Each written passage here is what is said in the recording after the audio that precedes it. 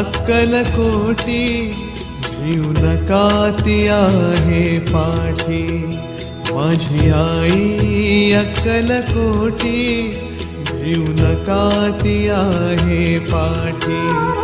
जीव भी भक्तांसाठी, जीव भी भक्तांसाठी तिचे नाम घेऊया ओठी.